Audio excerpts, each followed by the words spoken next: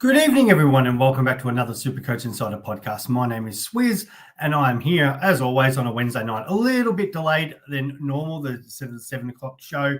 Yeah, I'm coming to you at 8 p.m. tonight.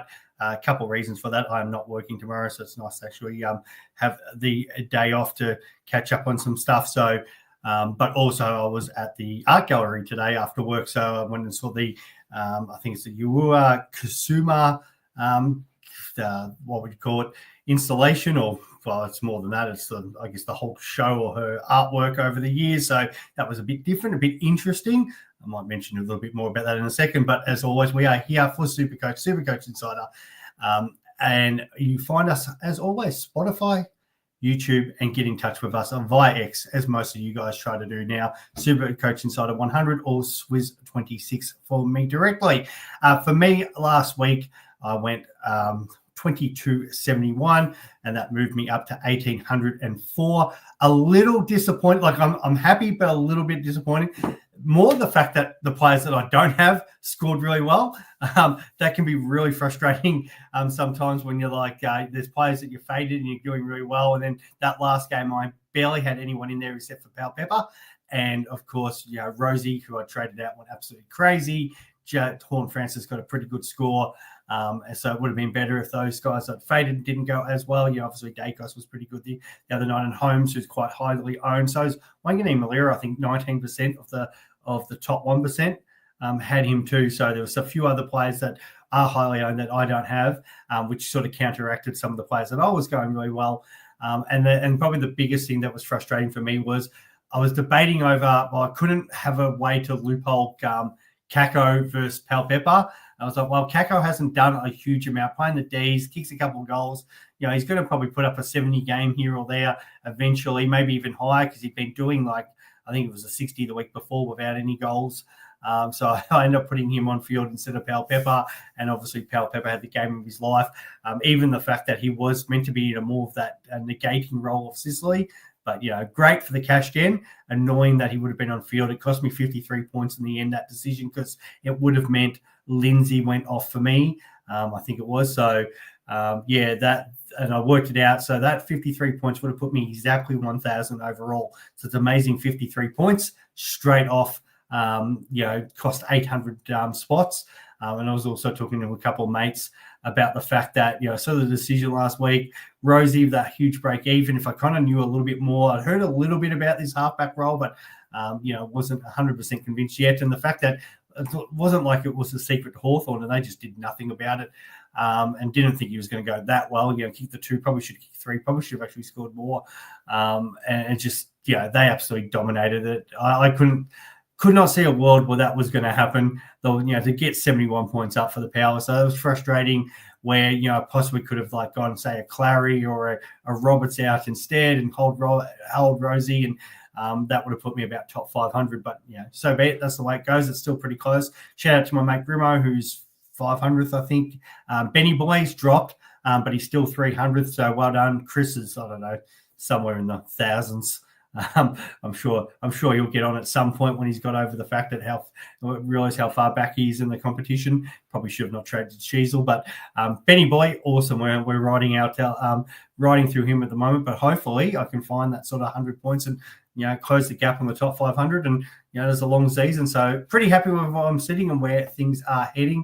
I'll put up my site as well so you guys can see that, and we'll go into that.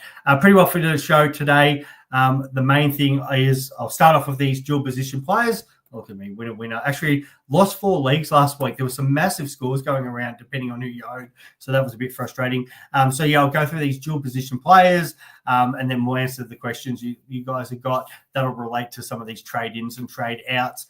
There's a few obvious ones, but that's We'll cover it as always. A little bit about that, because a few people asking how I am. So going well. As I said, the art exhibition was quite good. It was very interesting. You don't know what you're going to get when you go to places like this, and you get a situation where I walked into one room and there was all this fashion and art and whatever, and it was like the work on the orgy room, and I think the furniture of Mel Genitalia was, and there was a few people in there, like a few young kids and whatever, like, oh, what does this mean? What's an orgy? So yeah, that took me by surprise. So that was a bit different. So I guess if you're into Japanese art and orgies and other stuff like that, maybe go check it out. All right, so let's get into the dual position changes, because that's probably the biggest thing this week before we tackle your questions. So there's been some good ones, obvious ones. There's some here more for draft relevant, because obviously there's 70 names here. So let's tick some of these off. So for Richmond, we've got Therese, Ross. Therese has gone defender mid, Ross mid forward, Sonsi mid forward, Lawler mid forward, but is out. Looks like he's going to be out for another week. Just struggling from that injury he picked up from the Brisbane game. But it is handy. Obviously, he now has that forward status. Jacob Blight's not a bad one for draft now that he's got the defender forward status. Murphy Reid, though he's probably going to be a candidate to be traded out this week, but he is a mid forward now. Canelio is mid forward. Connor Stone makes it an interesting one for us to, do we keep or do we trade? I do have him doing absolutely nothing in my forward line at the moment, but he is now a defender forward as we're expecting to pick up. So potentially handy if you want to hold somebody like him. Jackson McRae, mid forward. It's hard with sort of some of these guys that pick up forward mid because I would say, let's say defender mid, because you kind of want them in a good position, but just because, especially if you're in draft, the mids are so sort of thin, it probably makes it a little bit easier there. But compared to if a midfielder picks up defense or forward, then you've got to find somebody to replace them with. And some of those waivers are real thin for midfielders at the moment. Riley Burns, defender mid, Cam Meady, defender forward. Not a bad one for draft. Angus Hasty, another one I've got in there, who's now picked up defender status. Rankin is mid forward. So these forwards, especially like your Rankin types, become a little bit interesting when it comes through the bye period. It'll help negotiate when you're trying to get your best 18 sorted. Dan Curtin, a few people have mid forward. Rory Laird's a big one, a defender mid if he can continue to get up his form. James Peatling is somebody a few people have mid forward, and same with Sid Draper with that mid forward. Sam DeConning, as we expected, defender ruck, performing obviously a lot less than what we wanted. Paddy Dangerfield, didn't he look great on the weekend? Probably got 6 Brownlow votes this year. Mid forward and Blitzarv's defender mid. We go into the next of some of these other important ones. Chad Warner is an important one for us because now we have the forward coming up. Corey Warner is also mid forward. If you've got him, that you can move him around. Perryman's picked up his defender midfielder status. So has Josh Daicos. Josh Daicos could be one to look at later for our defense. He is bottoming out something chronic. We'll have a look at that when I get up those projections, because one to monitor, because we're going to probably want a cheap maybe D6 at some point, and he's just one to watch. I'll go some of these relevance. Colby McKercher, wasn't he a hype player during the preseason? We obviously saw his form last year. Defender mid, so maybe one to watch depending on how far he could drop. Finn O'Sullivan, defender mid, and so is Harry Sheasel. We've got Dewar, if anybody picked up him, mid forward. Harley Reid is defender midfielder now. So if he can somehow get his act together, just maybe watch the space on that, especially a good one if you're in draft or maybe keepers going forward. Levi Ashcroft picked up mid-forward status. We've got Joel Frazier, defender midfielder. Sam Davidson, highly owned mid-forward, but he's obviously a huge candidate to potentially be traded out. Dylan Shield with the defender mid. Sammy Draper has come up. I know a few people have asked questions about him this week with the ruck forward status. Nick Martin picking up forward status is very interesting. Defender forward. Going forward, Christian Petracca is huge for us mid-forward. Kay Chandler's got mid-forward for anybody who went there after the 151 he got against North Melbourne. Harry Sharp, Jack Henderson, again, another player that's probably been traded out but is now a mid-forward. And I think that of all the relevant players out there is it. So quite a few, as I said, relevant for draft, but we actually got quite a few for Classic when you think the forwards in particular. Nick Martin is just a bonus for us. Warner and Petracca. So I think there's going to be a few questions about when and what we do for there. And I think Clown, straight off, you've asked up that. As I said, Draper's been one that I've already seen somebody ask me about. So we will cover all these throughout the show. All right, we will start off with you, Clown. Please rank the following: Track, Warner, Nick Martin. Nick Martin has intrigued me, a little defender forward, which is valuable. As long as you've got somebody to rotate, like a Connor Stone, at the moment. Even if you probably don't as much these days because we've got the flex and there's ways of doing that. So you can sort of play around that, but it's obviously easier if you've already got that defender forward in and you can move them around off the bench. But so that is dual position. Heat maps are interesting too. Might start forward, but they go everywhere. So what I wrote, we've seen this with Nick Martin. The Bombers do have a fairly good draw opening up. Obviously, they've got Richmond twice still, West Coast, so I don't mind that. The same also with Track. He's got some good games coming up, and though his performance hasn't been so good so far, a potential one to bottom out. So let's actually just bring up a few of these guys and go through some of what they are projected to do and their fixtures, which all comes into it. Because sometimes form at the moment might not be good, but if they get on a run, we know the sort of damage they can sort of do. So as I said, we'll touch on that. Jason Horne-Francis, it's annoying at the moment because I've kind of obviously do have him on a little bit of the fade. Break even has dropped down to a 39, but the actual how much money he's going to probably go up, they're projecting to go pretty well against the Swannies and North Melbourne, but he will, unless he's sort of that can match those sort of 120s and 153s going forward, he will bottom out soon. They've got him projected 119 into a 101. He probably goes a little bit better than that against North Melbourne, but he probably will get that sort of 560-ish. And then the 153 drops out of his score. And then it's the game at Mars, the showdown, Geelong, Fremantle, the Giants. It gets into a bit of a tougher run. So if you're a non-owner, we are banking on the fact that he probably will either flatten out or have a tough run through there, and potentially after his bye, pick him up back to sort of where he's at the moment, around that 500 mark, if that's the way you want to go. So that's one to mention because I'm still getting a few questions about Horne-Francis. If you want to go there, that's fine. If you think he is a better option than Petracca and Warner, no problems at all. And Nick Martin comes into this too. So I'm sort of been banking on the fact that Warner and Petracca were going to get forward status. Nick Martin now is just an absolute bonus for us in there too. So I'm happy to kind of fade that as long as it suits my buy structure. And I said, could get injuries or upgrade someone. And if I can, and Horne-Francis at the right price after his buy, then I might consider it. Break even of 113 for Nick Martin.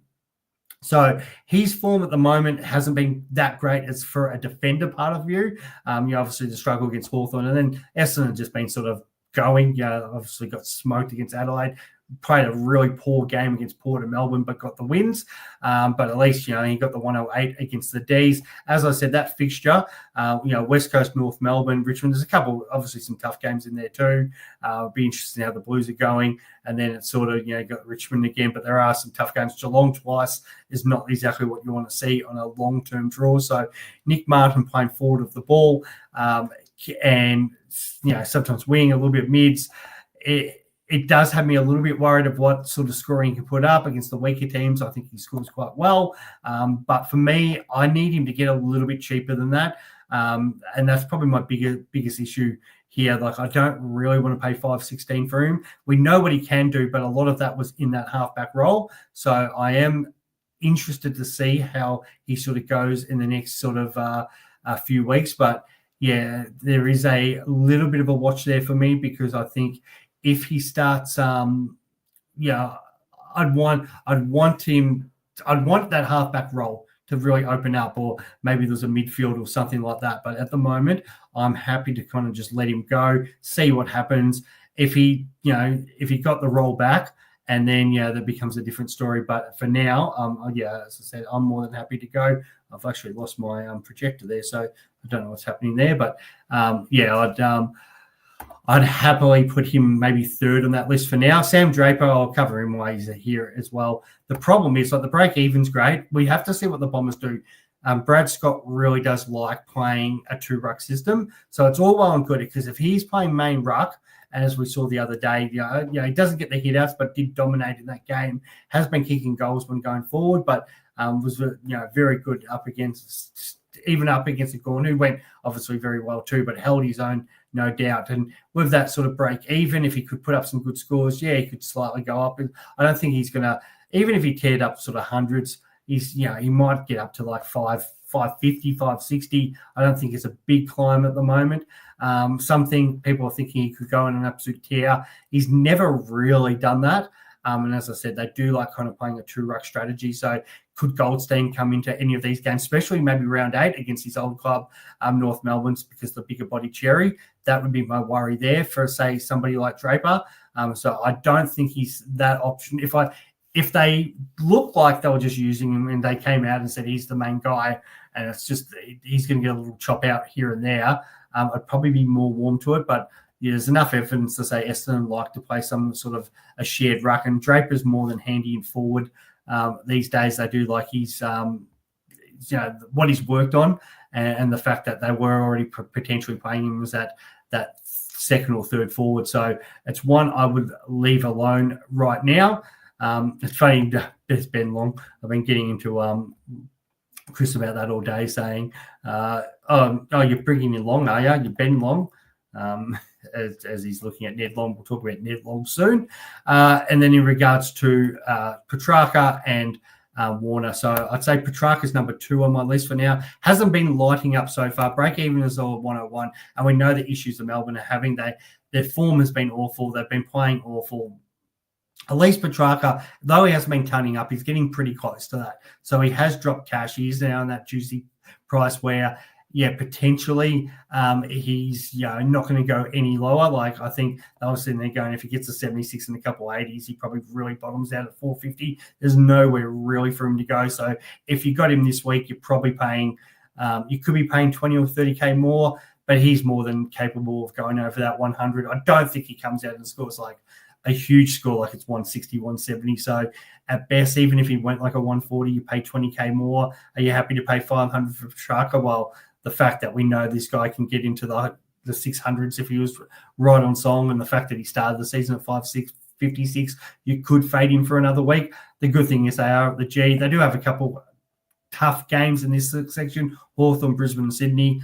I don't think Hawthorn's going to be that bad for a while. Again, they would have learnt a lot from that, but they a word of warning, they do have some tough games, but they do have obviously Richmond and West Coast and Melbourne, getting a bit of a kick up the backside. You'd expect them to come out firing in those games. So, could easily hold. You could easily bring him in. At least you're going to know he's probably going to get a few weeks good scoring here, and at least against the good sides, he's still putting up decent scores, even if it's 90s, which is good enough for a forward. Like as a midfielder, it was awful, but as a forward, it's not too bad. The rest of the season's a bit hit and miss as well, but is he somebody who could definitely average 100 as a forward for you at that price? No problems at all. So I still think he's a better option than Nick Martin. And the lucky last one, and this guy I do really like, and that's Chad Warner. Again, the contract hasn't been signed. Form has not been good, and the sort of the good thing is the break even is 163. So the fact that he is going to get a lot cheaper, unless he comes out and just has a stupidly good game against Port Adelaide this week, which is not completely out of the question, but I like the fact that should drop serious cash. And if I can pick up a Chad Warner somewhere in this situation at hopefully 460, 470, if not cheaper, when he sort of comes up through that bye period and they start playing Essendon, Carlton, Melbourne, even the Crows at home, Richmond, like I want him during this period here. It's a really good run for Sydney. We know Warner can do it. It doesn't matter even if he's leaving or staying. Like he can show form.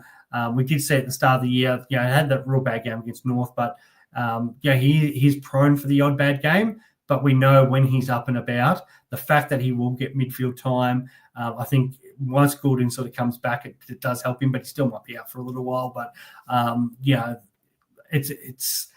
he will play enough time that he'll get impact, and we know he's such an impact player. Even if he goes forward, he can kick goals, especially against this lot. So a couple poor games, but you look at him when he's up and about. Like he had the 26 touches that day, could have easily kicked a couple in these games as well. But that North Melbourne game, that's kind of out of character for him, with the fact that he only had the 10 possessions. And if we kind of have a look at some of his stats in previous years, and I think everybody's sort of aware of, and this is why clubs are chasing him. But when he gets sort of those runs where he goes, 199, 172, 144, 98, he makes cash real quickly.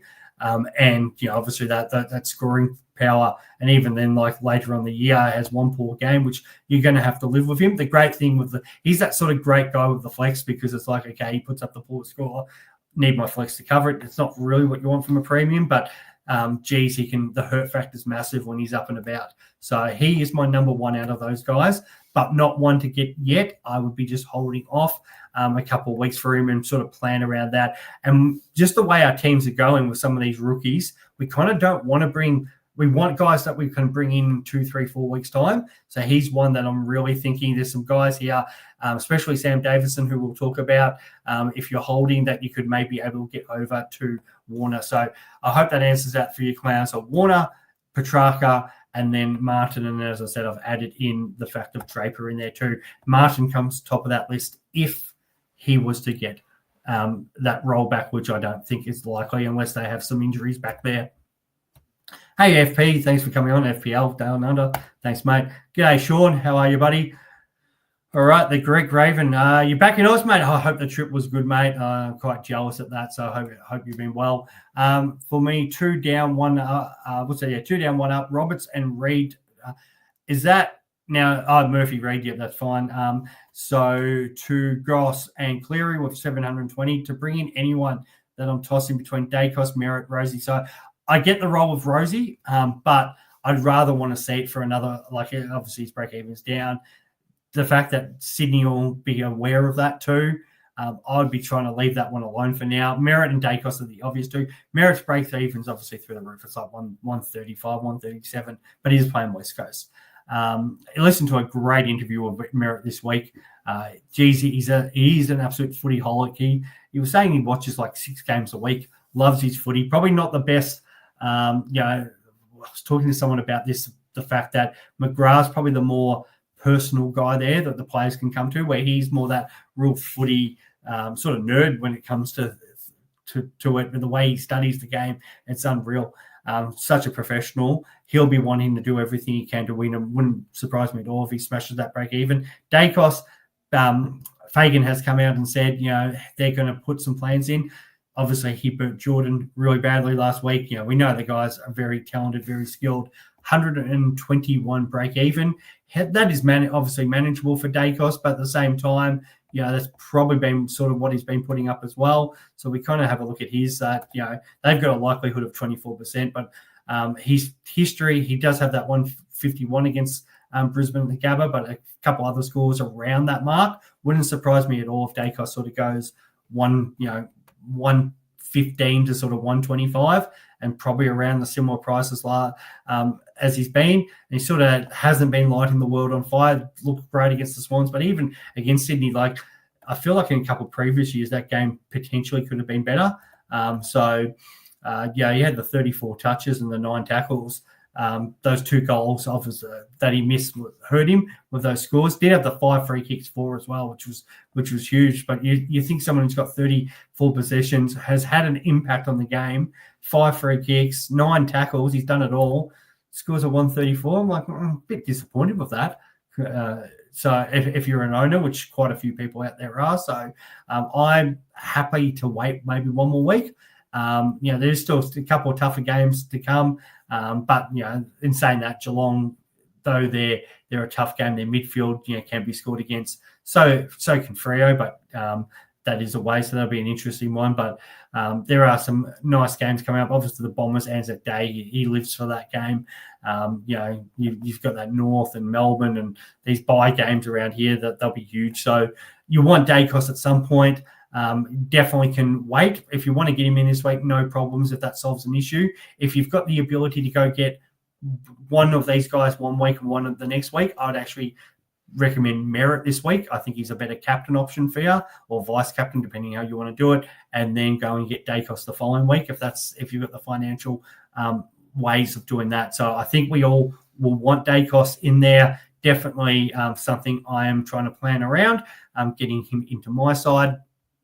But yeah, Zachy Merrett is the one that absolutely love. Talking to a few people who went out and got Merrett last week, and didn't disappoint.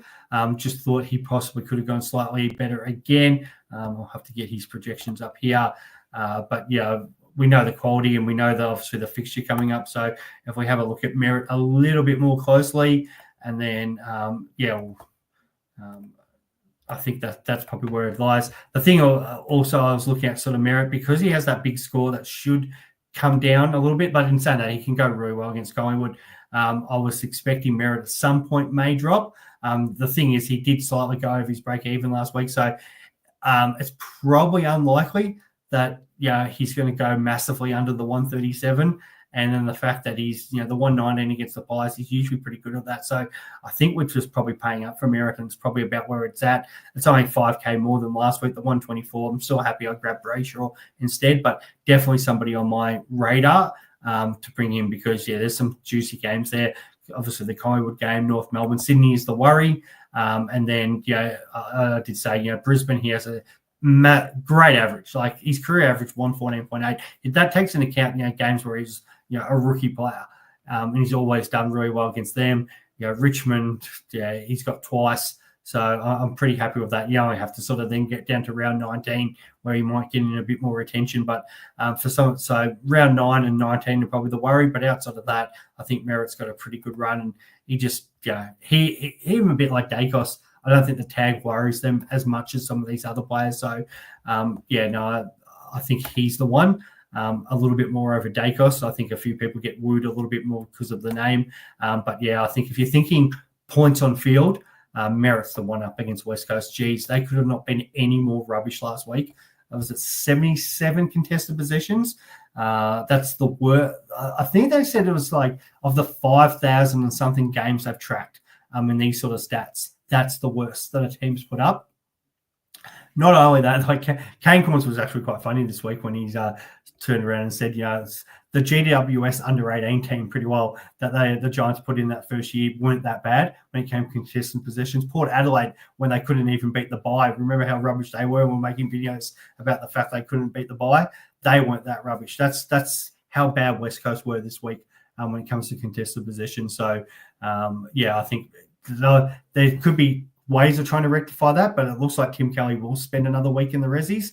Wasn't really dominant in that game. Did have the 11 clearances, so the 11 inside 50s, but just the 20 touches. Probably was good. Like, he was good without being great. So I don't expect too many changes. Maybe it's more like, do they put Reid back in there, Graham or whatever? But that's not going to match up to those sort of Essendon players. Also, Greg Raven, I have Whitfield, Sinclair, Zorko, Sarong, and Neil, Dell, Dunkley, Rao, Gorn, TDK, all of them. What do you recommend? As I said, Merrett. It's the one I'd actually go over Daicos this week. Evening, Swizz, how are you? Having a great week? I am having a really good week. So no complaints here.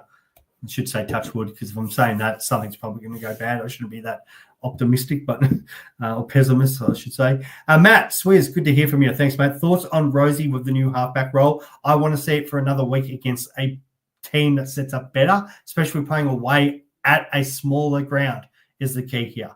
So SCG, smaller ground. The halfbacks at Swans play this a lot better than what opposition teams do.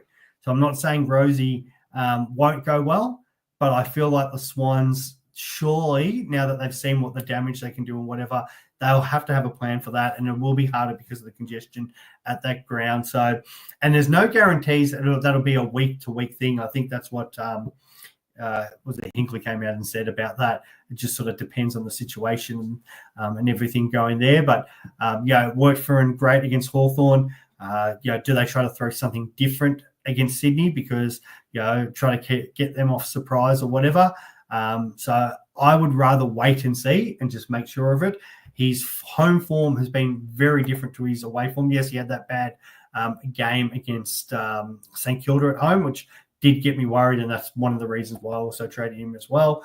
What do I want to do here? I want to get out marriage so we can have a look at Connor Rosie. Very frustrating, the fact that I had him and then he went out and did that. But in saying that, I still managed to turn him into Brayshaw, who's the one that was going up in value, and I was going to miss out if I didn't get him.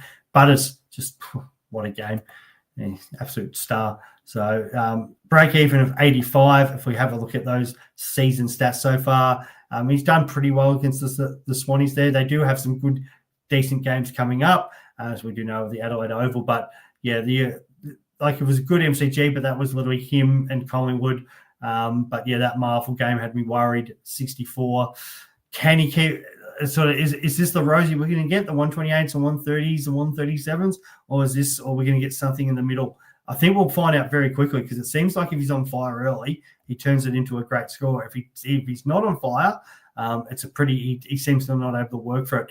The other one too, depending on where he lines up and who lines up, Sydney, we know Jordan. Now Jordan's had his colours lowered against Daicos. He'll want to put in a great game. Do they go to Butters? Do they go to Rosie? I think it's less likely it's Horn Francis. So that'll be an interesting one too, who Jordan runs to. There's a big chance it's Rosie. Send a message, go after the captain. So it wouldn't surprise me. So that will come into it too, because if Rosie's sitting at half back and they let him off and do whatever he wants, and they go after Butters, then Rosie's going to have a brilliant game, awesome for owners, and it'll probably really help Port. But if it's the other way, well, yeah, that's just a little bit of food for thought there.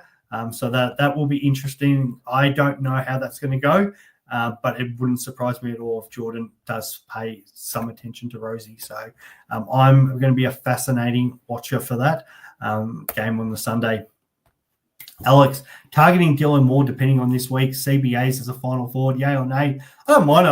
I know Ben's always against this one because he absolutely hates the Dylan Moore discussion over many years of that. But don't have Bailey Smith. I'd go out and get Bailey Smith, mate. I think, it was jump on him last week. I think you've got to jump on him now. It's, like I faded at the start and it kind of worked out because obviously he missed those games. But look at that break, even at 440, even up against the whole. This guy's flying at the moment. So, the 126 up against a very good Crows. Yeah, you are now paying slightly more than what other people are paying, but this guy is definitely in that top 6 range. And he'll have some tougher games coming up, but at the same time, you're going to want to own him at some point. And that some point is from this point on. Richmond, North Melbourne, Essendon. No disrespect to the Bombers there, but especially those Geelong games too. When they get down at Geelong against non-Victorian teams too, they absolutely dominate. So some 3 big games for Geelong coming up. The 3 games at the G, they're going to want this. This is their real dress rehearsal. They get a couple games later on, but already a bit of a dress rehearsal for late in the year. Big games against big clubs in front of big crowds. Scott will be building this up as they get a little bit of a mini finals already atmosphere, which Geelong don't get that opportunity as much as some of the other teams do. So I expect Bailey Smith to perform on the big stage. This is one of the reasons, apart from obviously everything Geelong, but Geelong do play big games, finals games, and he wants to be a part of that. And I think he'll put on an absolute show. So I think any attention is going to probably go to Max Holmes, because Max Holmes was just so good last week, and you just can't let him flying around. Bring in Rosie, Daicos, or Merrett, as I said earlier. That is a Merrett for me.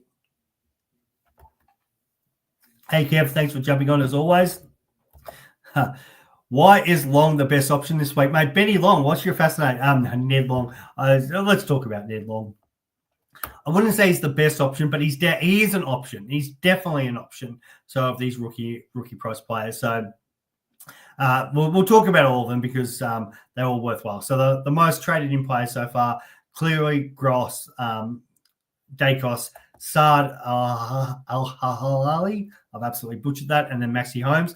Ned Long probably going off radar because he is now 280K. Same price that a lot of people paid for Humphreys and slightly more expensive than Marriage. So that is worth taking into account because people were willing to bring those guys out at inflated prices. The fact that I think maybe some people got a little bit burnt by Humphreys, still hoping and thinking he'll probably score well for against Richmond this week. So, but hasn't obviously performed as well.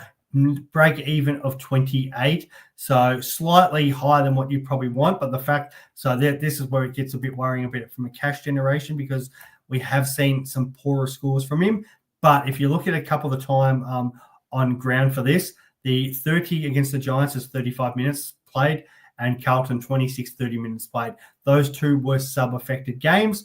The Bulldogs, it was a poorer game there, and then obviously was out of the side in. Minnesota had the bye in round 3, so that's why he missed there. Fly has talked him up big time. Him in that midfield has looked really good. It would have been nice to pick him up at 200K.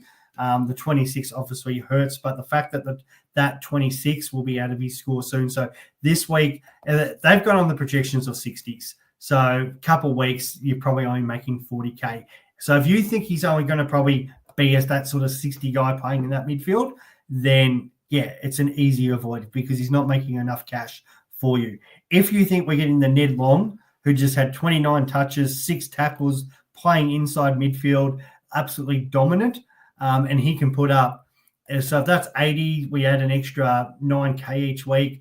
All of a sudden, that's sort of 60K over that period. But the fact that it's 80s, it's not a bad score for a guy who's 280. It's what we're getting out of marriage.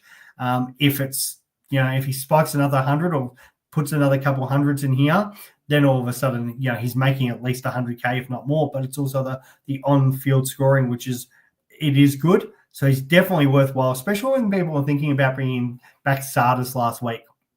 Now, obviously, Ned Long is 90K dearer, but looks a way more accomplished footballer than what Sardis is at the moment, is proving the fact that he can go into that midfield. You look at those CBAs again last week, Collingwood, it's Daicos, the Ruckman Cameron, and then it's Ned Long again. So they love playing him in the midfield. We did talk about this a few weeks ago where he was right up there in that centre bounce attendance. So it has swapped a little bit with Pendles this year, but I think they've seen enough now that they want to get him playing in the midfield. And that was the only thing with that Bulldogs game. He did have the second most from the midfield from the Doggies, but just because I think it was only Richards and Daicos that were really up there. A few of the players kind of got caught on the bench, and they had there was a couple quick goals. So if you sort of miss that, you missed your CBAs on that particular night. And then there was long periods where there weren't many CBAs. So sort of Long, who's a contested guy, probably didn't get as much out of him as he wanted that night. Also, it was a highly, big midfield game. So that's the other issue with it this week. He is up against McCluggage, Ashcroft, Neil, Dunkley. There's a lot of good players in that midfield. So that there is some concern there. Is it worth the risk? Because even if he goes to 60, can he sort of come back and score hundreds in any of these games? Possibly. Cash gen gets restarted again. I could definitely see the fact of him getting up to 380, 400. So I don't mind it because, you're going to get enough games there where I think he could spike. But there is just that little bit concerned because if it was that one poor game, or maybe it's a couple back-to-back poor games, do Collingwood kind of change something up? Does DeGoey, back? Do they rotate him through a little bit more? But, there's a younger player. We know about their age profile. As the season goes on, they're going to want to, give as much opportunity for a player like Long so they can prolong as much time out of Pendles and Sidey as possible. These guys surely can't just keep doing what they're doing every week. Physics says it just can't happen. But, they're proving it wrong at the moment. But, so I think he's fine. I wouldn't say he's like Chris has said, saying he is the best option. But I think he's a fine option if you want to go there. No problems at all. All righty. In regards to the other two guys, I think that's pretty obvious. And I think that's should be probably the way you're looking at your two trades this week. So Caden Cleary, 124. I'm pretty confident the Swans were going to pick him at the start of the year. I was talking to Kyle about this, a couple other people involved who are Sydney supporters. Big raps on him. Obviously missed the games earlier because of the injury, but the moment he's come in, he's looked very much at home. The great thing was the 81 was in that second week again, which keeps the score in. The big thing here is the tackling pressure too. We haven't even seen him getting on the scoreboard yet, but tackling pressure, getting those numbers, you're linking up. No Papley there either. I think there's a position for him coming forward, and if he can put up another decent score this week, And it's only going to take another they've projected him at 49 to go at 53K. So if it's that sort of 69, all of a sudden it's 62K, and then that makes this projection the following week even more juicier. So 100K in a couple of weeks shouldn't be a problem for somebody like Cleary. So I think that's a pretty easy one. Tom Gross, the issue here is we saw what happened with Clay Hall last week. Clay Hall did not have a great game, but Gross was the one that looked good. I don't mind the fact of having both of them because I think one goes well one week, one might go the other. But yeah, he looked very comfortable in the situation, gave away a free kick and could have kicked a goal too. So his score could have been even better.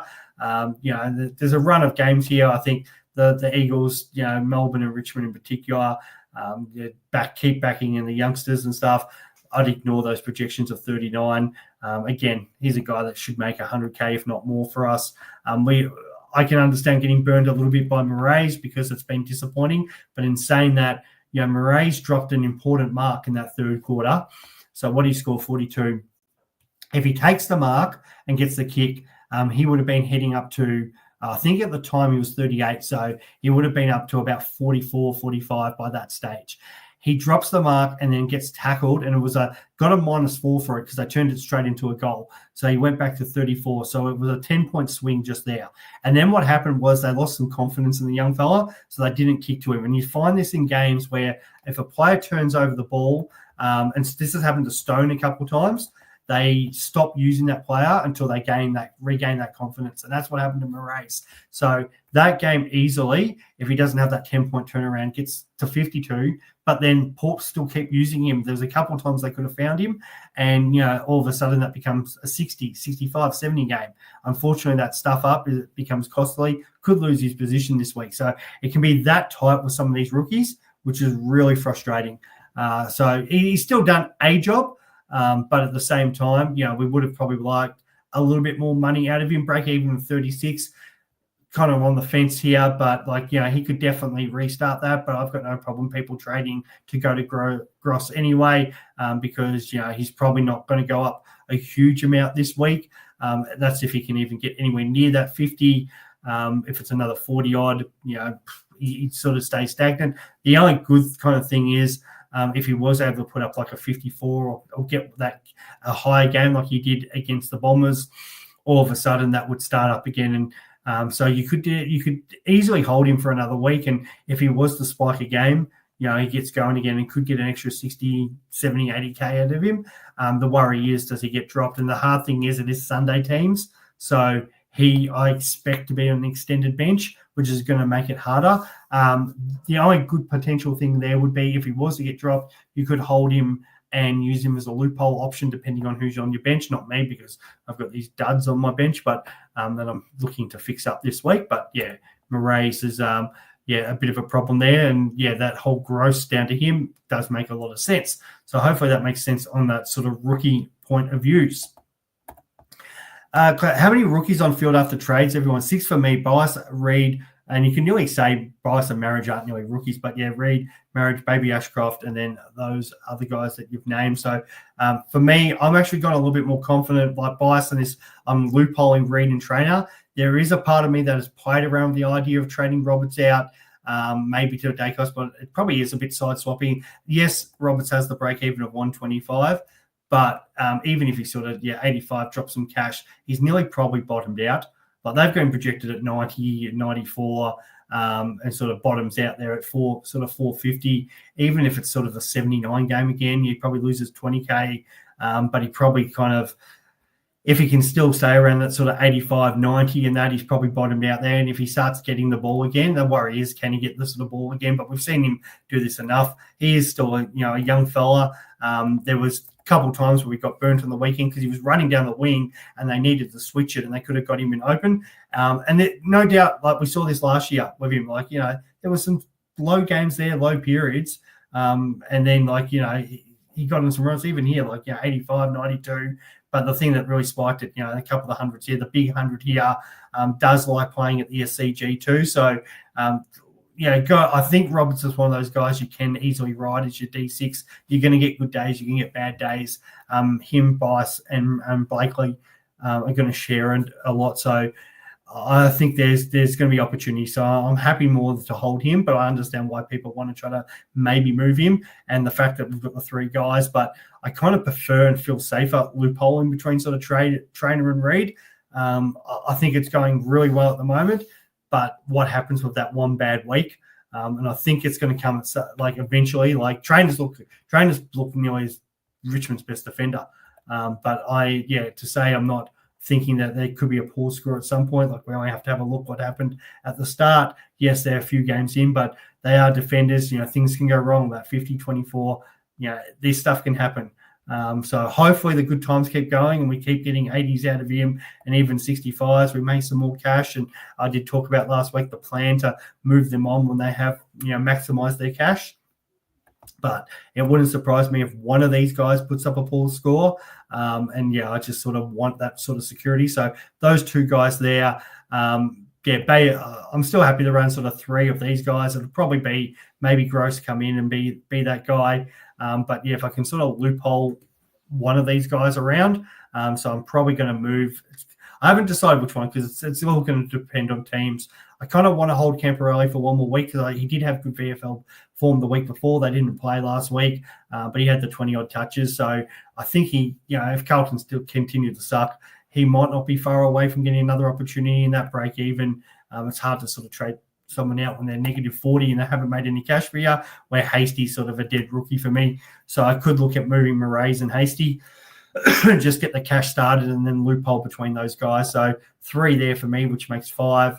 And then, I think Marriage kind of covers. So it's Davidson and Powell Pepper as the other rookie guys, and then Marriage is that flex covering it. So, I kind of look at it as sort of, 3, 5, 7 on field because the flex is a different situation. And I don't even look at Marriage kind of as a rookie. He's that mid-pricer anyway. So, Powell Pepper, each week I say I'm going to trade him out, and each week he keeps scoring. So he gets to survive for at least another week or 2, and we'll go from there. I'm looking at trading SDK. That's fine. Yeah, it's been a bit disappointing. Who are the Cats are playing Hawks. Meek's probably a tough ruck, but and that's if they go there. It's just been a bit disappointing. That's the way they are going. We did say, there is a word of warning from him, and that's sort of the worry with sometimes getting these mid prices in. Clown's still holding pattern with defender forward, who I'd probably hold if you go Nick Martin, and that's what I was saying earlier. If you've got a Stone, a pattern, you could definitely do that. LDU, a keeper, good value at 504. If Chris is in the chat still, he will say that guy is the biggest trap in the world. The fact that he's re-signed, I like guys when they're out of contract. I just think they get a better, I don't know, if you can sort of try harder because you should be trying your best every time, but there just always seems to be more motivation around it. But he's been quite disappointing. All the talk is and all the focus is on him now because he has signed that big contract. They're going to expect big things out of him. 100, at least the body seems to be holding up, touch wood, a little bit better than it has in the past. That you'll always have that nervous weight because he has had that issue with being laid out, but he's been solid without being great. So I kind of would want to see it turn around. Maybe there's an opportunity here, but if North aren't going to win games, it's going to be hard for him to score with all those midfielders, especially with the fact that Wardlaw should be back soon too. So yes, he is kind of value because we know if everything goes right, he can get better. And we have seen this in the past from him where he goes in periods and scores well, but it does seem like North Melbourne, just because now Daniel Fisher, all these guys are taking points. These sort of scores where we did see, him go on this run with 150s and 140s does seem to be a little bit capped with how North Melbourne are playing and the amount of good players they have. So I would just leave that alone for now until I'd actually sell a bulk period where maybe it's like, okay, LDU is the guy that they're paying all this money to be the superstar they want him to be. Who we got here? Stuart J. Fraser. Everyone will get in Gross and Clearly, but who would be the best premium to get in? Give it at least 3. So as I said earlier, Zach Merrett, I think he's your number 1. Daicos is your number 2. Let's go somebody from a different line because that's – and Warner's the one in probably 2 or 3 weeks. I'm actually not against – if you've only used 1 or 2 boosts, maybe even 3 boosts, a bit like me, the triple downgrade this week. The worry is, do you fall a little bit slightly behind because people are going to be trying to bring in premiums? But as Chris said earlier, like maybe a Ned Long, how close can you sort of get from one of these guys? Let's just say Gross to say Daicos this week. If Daicos cops attention from Brisbane and only say puts up 110, and let's just say Gross up against them, maybe an Essendon, they're a little bit undermanned in that midfield without Caldwell and Parrish. If Gross can sort of go maybe an 80, is the 30 points, can you wear the 30 points to save money and go all out on upcoming players? So Warner's probably a couple of weeks away. Tom Stewart, if he plays, is going to be real close next week. Let's get up these break even. It's probably the best way to sort of show you guys what's on the agenda. Because I think some of these guys that we're going to probably want are coming up real soon. So that's probably my sort of been thinking around it, going, how can I sort of wait out and look for these other these other players that are coming out. So let's go break evens. And let's actually look at the pool one. So we don't care. Let's go premiums, because I think that's the we'll go over 415. I think that's fine. So you got Roe Marshall as a ruck option that's coming up soon. So obviously this is not this week. If you want to go that, the guys this week, Merrett, Daicos. But Marshall, a couple really poor games, is dropping some serious cash. He's going to get down to about that 530 mark. A guy that we know when he's on field can do it. Zorko, if you don't have it, break even of 177. There's actually a couple other guys in especially the ruck here. Tristan Cherry is a big one. For me as a non-owner, we know he's been carrying that injury. Could potentially, hopefully, gets better over the next couple of weeks. Does have a really good ruck draw coming up soon. So his break even is that 159 and one to seriously watch. So 562 at the moment. They've got him projected at a 95, drops another sort of 28K, could get down to a 518. If he keeps putting up sort of like maybe it's another 80-ish score. So maybe drop this down by another sort of, maybe 10 to 20K. If you could get to 500, and I was looking at this earlier today about my man, Sam Pepper. Let's go with my man, even though I didn't put him on field last week, who just continues to somehow get the job done. But Pepper, who got the 101, they've got him projected, a 59, 82 against North's not quite that out of the realms for somebody like him, but he could max out, maybe in the 310, 320, 330. If I can turn Pepper and 170K in the flex position to Tristan Cherry, I think that's a massive win for the year. So that's sort of in the back of my mind going, okay, can I bank money to go do one upgrade next week, which is Daicos, but also have 170K left over to go out and get, so I'm ready to go to Pepper Cherry once Cherry sort of turned the corner. So here's one to definitely think about. Tommy Stewart, break even of 162, similar to Warner. He usually plays pretty well against the Hawks, but you're probably not thinking at the G he's going to go that huge, unless he hits Prestia. I'll get over that one day. But yeah, like he's projected here 73, probably goes more than that. So maybe it's a 93, maybe loses 30K. He's probably going to get close to 450. Tommy Stewart, if it's 100 or 110, probably gets to 460. So is that the kind of guy you kind of would like at your D6? So another guy that's got to be on your radar. So this is what I'm talking about, why we need to consider the downgrading. Chad Warner, we've already talked about. Sam Flanders is another one. We know what this guy can do. We know the reason why, coming back from that injury, why he's had a slow start to the year, has put up a massive score before against Richmond. Would not surprise if he comes out and does this is the question here, right? If he's with a break even of like 171, and he comes out and gets a 140-ish and starts looking like the Sam Flanders, playing bulk midfield, or they put him back at half back, which is probably unlikely because of Rioli and Noble there. But even if he's in that guts, let's just say he's getting that bulk CBA as the third guy, do you have to start considering him, and at what price do you try to let him drop down to before he becomes an option where he's, you're going to have to sort of jump on as that defender option. So that's why I think a little bit of banking the money is good, because you're going to need a goal to get some of these players in. Like Jack Sinclair, he's maxed out, but he'll come back down in the next 2-3 weeks if he has a poor score.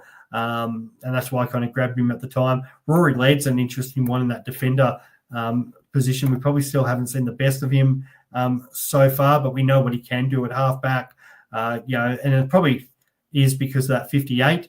But he's put up some decent scores, and he starts getting, sort of going. If he's in that 480, 470 range, if he drops anything like that, Rory Laird, that's value for him. Hayden Young is the one that we were talking about pre-season. Zach Butters is another one.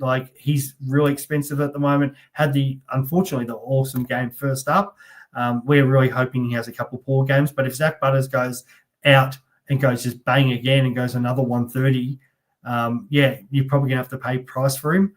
So having the money to go get him. If he goes poorly, then we can pick him up later. But if he doesn't, it might be just a case where Zach Butters is the number one guy that we were talking about pre-season, and we were talking about him being M1 this year.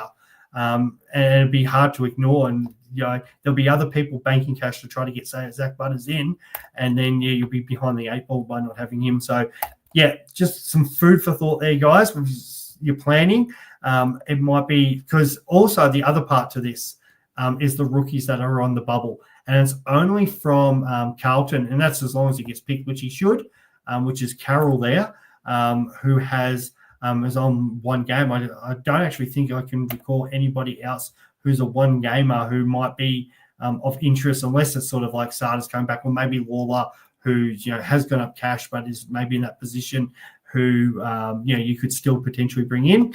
But what do I want here? I want rookie players, and I want them. Let's go about that price. Played only the one game, and I think it was only Carroll when I went through it earlier. So next week you might have a 1 down, 1 up option, but that might be it. And that's if Carroll still keeps your spot. I'm not even putting Brock in the conversation, even though he has played 2 games now, because the fact of the matter is he's you expect McGovern to come in. But here we go. The one game, Matty Carroll got a 60, so maybe he backs it up and goes quite well again. But is there like you look through those guys are all 2 games, 1 games. Hines 16, Jonty Fall 11, so they're non-options. Zane Dersmer at 194, well, we're not going there either, and that's it. That is legitimately it. That's on the radar.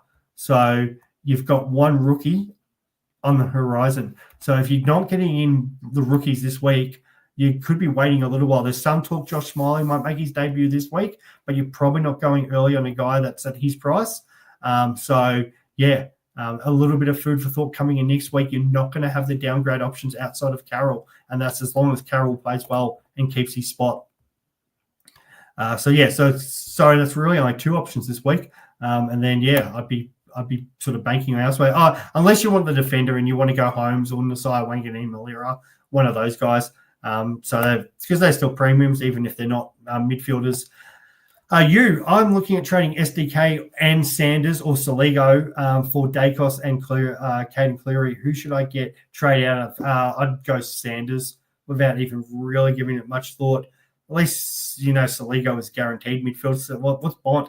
There's even rumours Bont could come back this week. I wouldn't be going there. Traded Soligo last week, so why trade him straight out?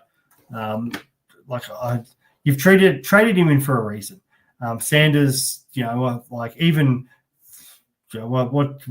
should actually have a look exactly what he scored last week, but I wasn't that 84. He's fine, but I'm just not. I don't like it, the fact when Bont comes back where, Soligo, it wasn't a great game. It was a 63. They did get beaten up. You look at all their midfielders last week, and it wasn't a good showing for them. The Crows, you expect them to rebound. Giants be a massive game for them. Giants a little bit undermanned in that midfield area compared to other teams. The Crows do have some good options, so I think it's a big game. I would rather back a Soligo in and think he's going to go quite well compared to other situations. So I think that's where I go there. Bradley Reid, for the most part, the latest DPP drops are irrelevant until we get to the bye rounds. None are leaping off the page for scoring. Not at the moment, but they, Petracca has the ability with that fixture. And then you've got a case of as I said, Warner in a couple of weeks. I think it's too much value not to, even with the bye rounds coming up. So, yeah, I think that's a big one. I will jump here. Gibbo, thank you so much. Really do appreciate it. So I'll get the love heart going, the Joe love heart. Thanks for your time. No problems. Do you think Zorko is a good VC? Yeah, sure. Why not? Because I know a lot of people like the early VC. I don't want to go to the North Carlton game. Sheasel potentially. Like if Sheasel was named halfback with no Fisher in the team, maybe, but it's more likely they'll probably give Fisher another go, even though Fisher and Daniel will get 60 touches between them and do nothing with it. But so a lot of people like the early one, either on the Thursday or the Friday. We do have double Friday guy this week.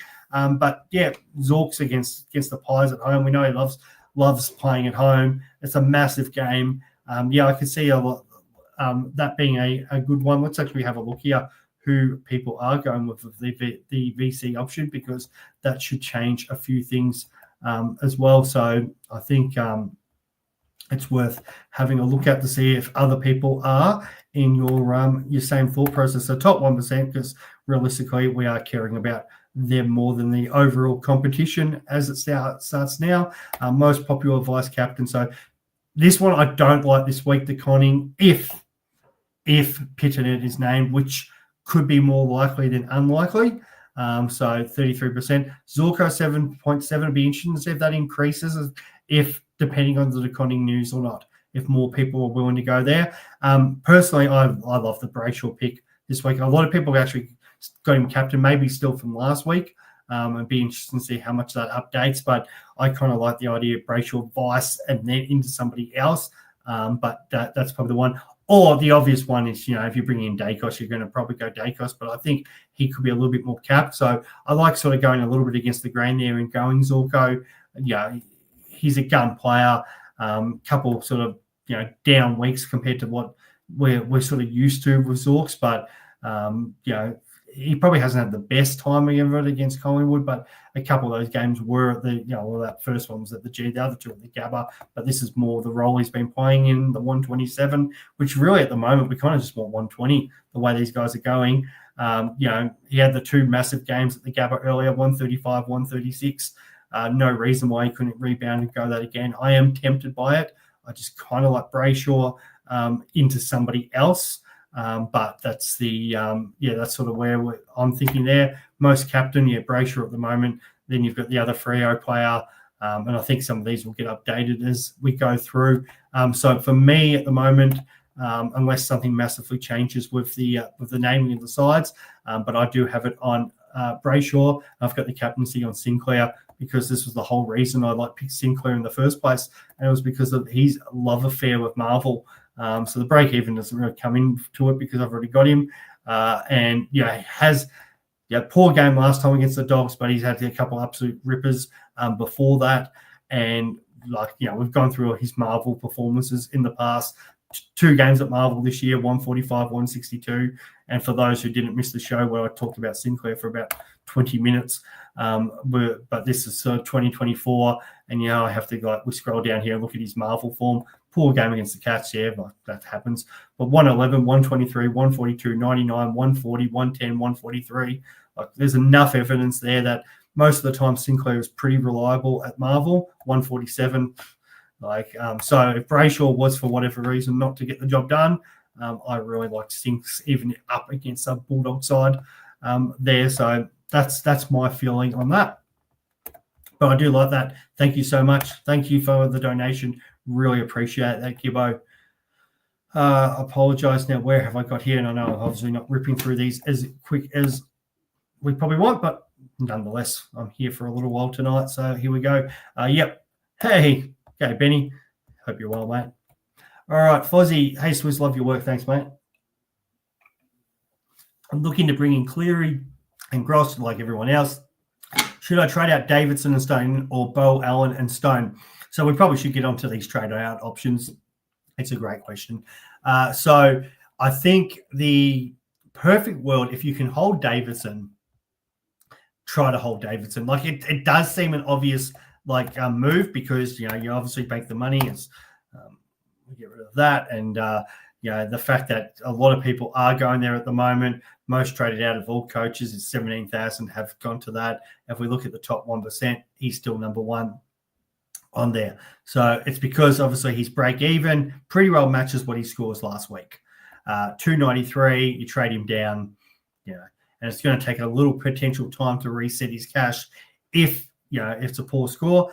I would bank him enough to at least score what he's going to do. He's one of the best options to at least have on field. We have seen a 39 against him. There has been a couple of lower scores. At least look at this on the road. It is the teams that he's been playing, Fremantle, Brisbane. He scored 61 against the best team in the comp. Fremantle at Optus is one of the hardest road trips you've got. The Pies are the Pies. And I'm not saying St Kilda will push over because they're playing really well, and he does obviously have the Giants the following week. But the fact is the game is back at Marvel under the roof. I think that suits him in his game style a bit more.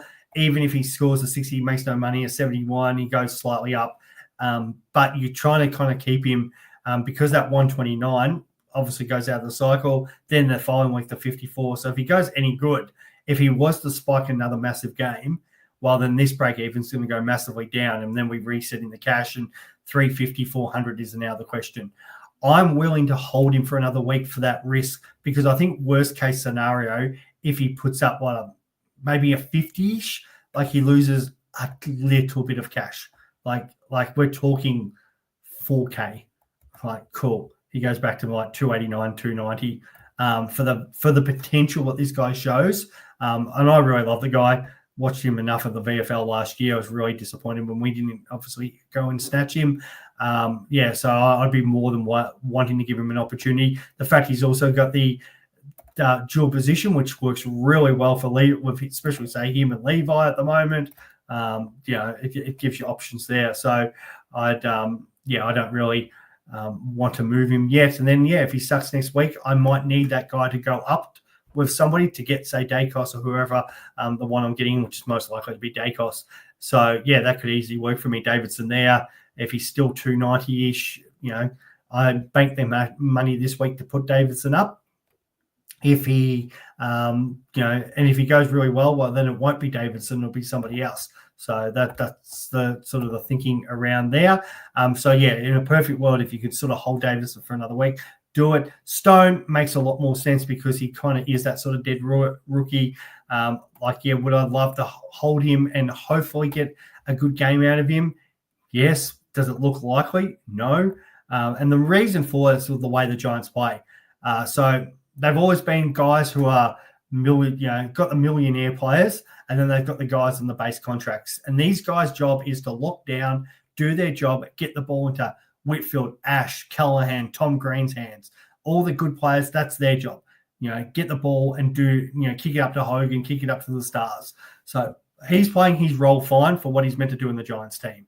Could you potentially hold him and hope that, we get that 64 like we did against the Pies, and then all of a sudden it's a, situation where, oh, great, he gets 12K this week, and then the following week it might be 15 or 16K, and then the following week it might be another 11K. He could limp himself to 210, 220, 30 or 40K. It's a big deal.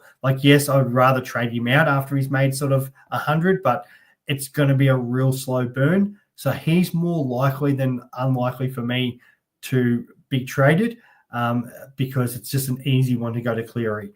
Kako is another one that's I know a few people have brought up and are looking at trading him out, and I can understand that. But the break even's still 15. They're playing West Coast. And I don't think we've seen the best of Kako yet. It was Menzie who got on the end of him that they brought in the other day. The big one with these stats lines, so he did have a 34 and he's had a 38, which is frustrating in those scores. A couple other games to 62. He's kicked the 3 goals. He did get the goals in that game. Gave away a couple of free kicks, which hurt. On the weekend, it was just the 9 touches. He did a little bit of linking up, but no scoreboard impact at all. He's had actually no scoreboard impact for a couple of weeks.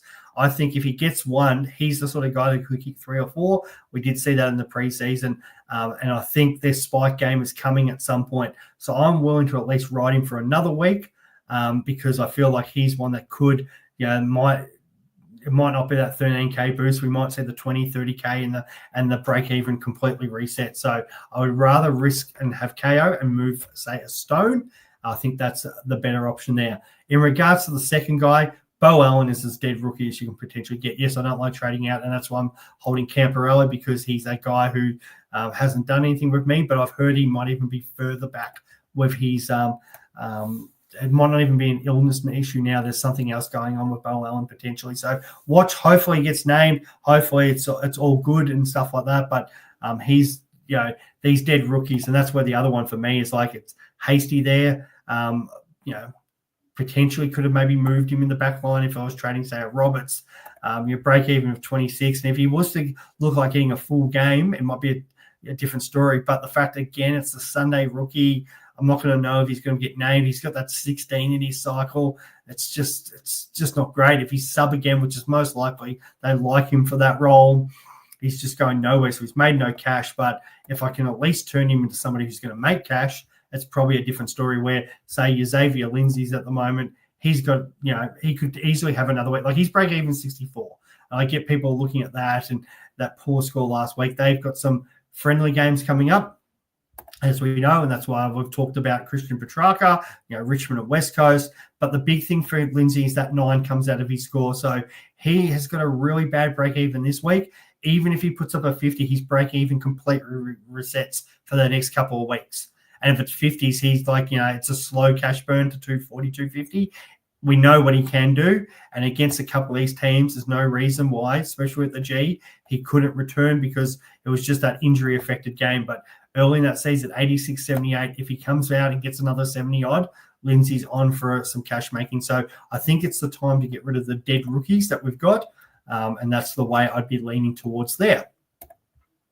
Either way. And then you can always boost to get a primo. So that's fine. I get the idea that you're trying to, if you've got the cash and you don't need to do it, that's good. Tic Tac Slice. 4th boost, Davidson to track with 1K in the bank, or Roberts to Daicos, or save the boost and just double downgrade. I'd nearly double downgrade and just wait. As I said, Roberts probably, it's bottomed out anyway. Maybe give it like another week, unless it's like horrific score this week. Even if he goes to 85, 90 and still got that role, I think the good score's coming soon. And then, you could look at your options and go get Daicos or whoever, because it might not be them. Like, let's just say we cop another injury next week and one of these other rookies suck. Like, what happens if it's Reed or Trainer who completely suck this week? Get an injury, they just completely suck and they're cash. So our plans completely change.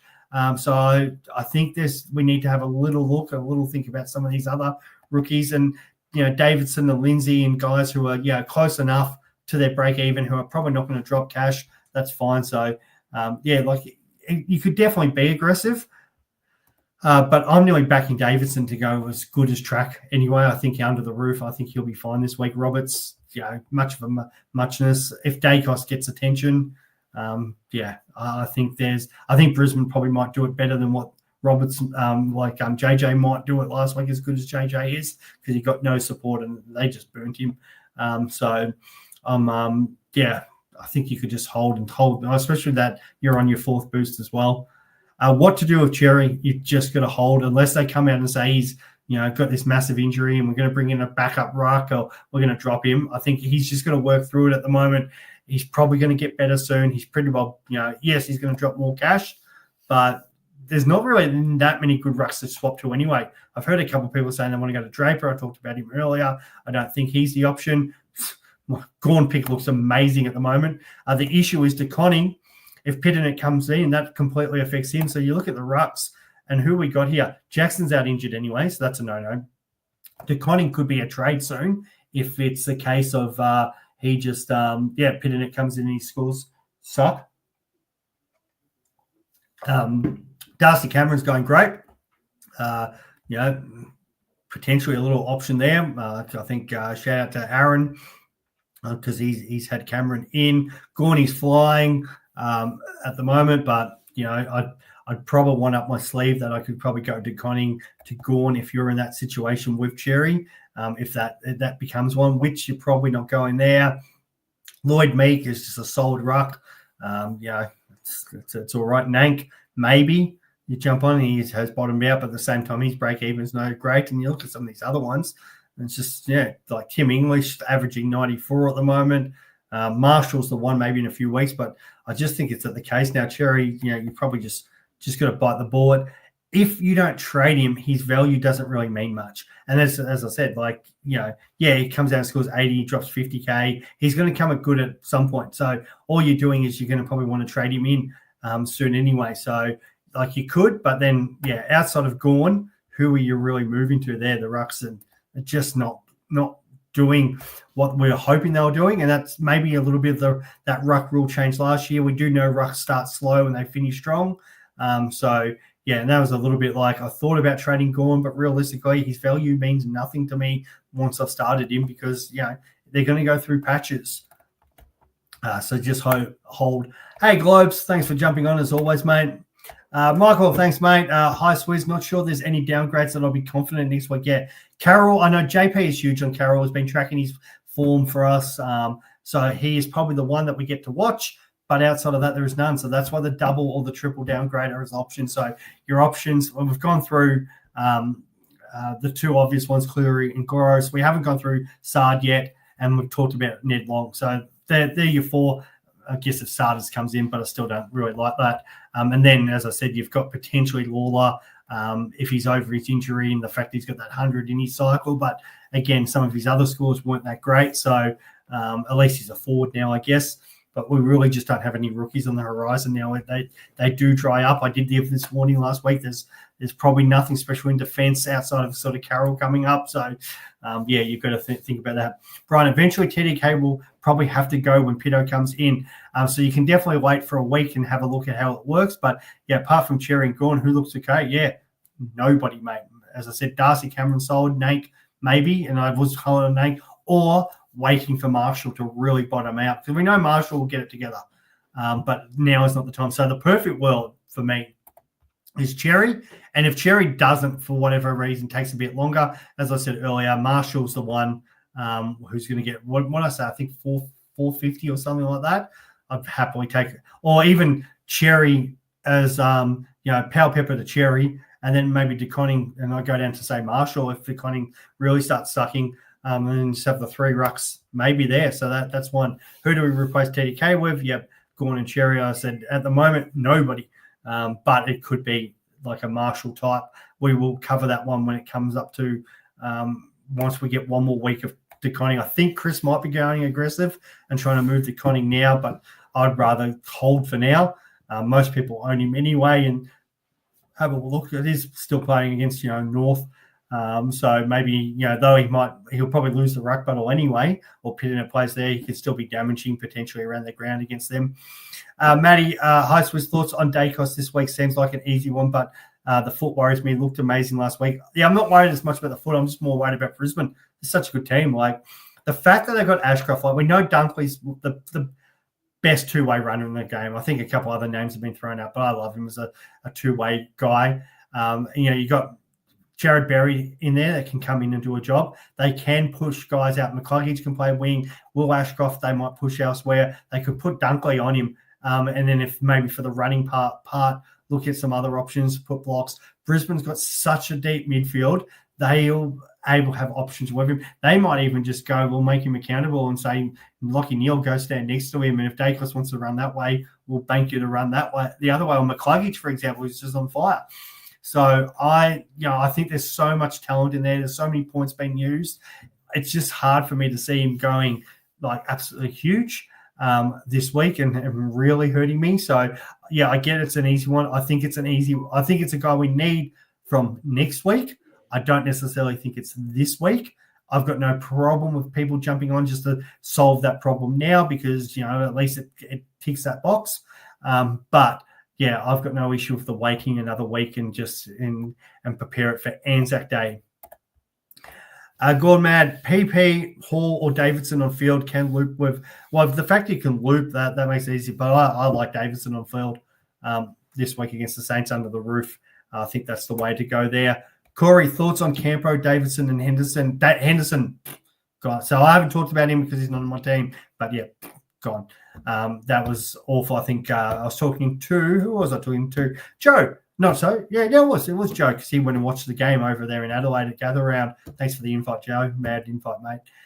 But he nothing worse than watching your player sub when you're there live and you've driven that far to it. So, go. So that's and Daicos, Gross, clearly. The only thing is I don't like the Davidson so much, Corey, but yeah, I think that's the standard trade this week. A lot of people are boosting and go Daicos, Gross, and Cleary. That's a way of getting it. I could get there, but I'd rather I want to see Davidson for one more week. It might come back and hurt me if Daicos goes 130 and Davidson only goes 60, but I'll back enough that I think Davidson can get reasonably close enough, like within 20. If I can get 30 points, 20 points as a rookie to a premium, I'm loving life. Cal, hey, Swizz, how are you going? I'm going great. Is Callahan just a hold? Again, I think he's just a kind of a hold now. Feels like a bit like Roberts. I feel like he's bottomed out, and isn't really worth trading. He probably isn't. Yeah, he's going to spike again at some point. The guy's so talented, but it's a bit like a little bit frustrating, like myself with Rosie last week. But I didn't want to trade Oliver. I know a few people trading Clary. Got such a great fixture coming up. I'm like, I don't really want to move him. Maybe I should have moved Roberts last week instead of Rosie, but so be it. If I probably knew Rosie was going to get if he was going to get defender status from this week, it'd be a different story. But much of them kind of knowing muchness in a way. But yeah, I kind of just hold and bank on the fact that he should come good at some point. Bailey, thoughts on Will Brodie getting tagged in the waffle? What's on Will Brodie getting tagged in the waffle? Jeez, what is going on? Bailey, tell us what's going on the waffle, mate. The only real interest I had on it last week was the fact that Tim Kelly was playing. So I did have a little bit of a look at some of the highlights and stuff like that because I was interested in that. But yeah, well, geez, what a fall from grace that guy has had. He was our best forward at one point. VC&C, I've gone through that for myself. So I really like Sinks as a captain, backup option. Even McCrae against his old mob, but surely Bevo doesn't let him run around and do whatever he wants. All right, Foss, Al-Hali, Lindsay, and Gross, which two on the field? Well, hopefully you can put Foss with the emergency on and you can loophole somebody there. So that'd be my first thought with that. But I would go, who are the Eagles? Gross. Yeah, I think he's going to play midfield. Yeah, like in a perfect world, I'd want to loophole a couple of these players to make it work. I'll say Gross and Lindsay. Like Sard, I haven't talked about him. I'm on the fence a little bit about this. And this is why, like, there's a part of me that wants to get him in, and there's another part of me wants to stay real clear of him. And that's the reason, because obviously Essendon have players coming back. And at any given time, they could use this guy as a sub. I think they look good with him in the side. I think there's a position for him on the wing. Do they bring Cox back in to play that? There's some players here that Essendon could bring back that I know the Essendon faithful don't like. 2 meter Pete, Cox, there's some whipping boys here. But we know the Bombers are going to give some of these guys opportunities. And I feel like they've got a core 12, 15 players, and then they've got a group from that on to about 30 that they could mix and change at any given point. And Sard's in that mix. So it does get me a little bit worried. The fact that the draw is not bad, and the fact that he's got the defender midfield status and the price is good, and he could definitely spike. If he's not sub, that's 67. If he goes there, he could make 40K. His break even probably goes way less because that 16 will drop out, and all of a sudden you've got a guy who's not only making 100-ish K for us, but is a decent on-field scorer who can then potentially move to your back line with Trainer and Zach Reed, max out. So there is parts to me which I do like it, but I need to see their teams and how they're named and the updated injury list, and hopefully something from Brad Scott about it, because I just no confidence going there at all. Tantrums, hey Swizz and everyone, keen to hear your thoughts on Roe Marshall. Yeah, so earlier, obviously, I do understand people do join the show at different times, which I do appreciate. Obviously, I usually try to get on here for anywhere between an hour and 2 hours, just depending on your questions. So I do cover questions earlier in the show.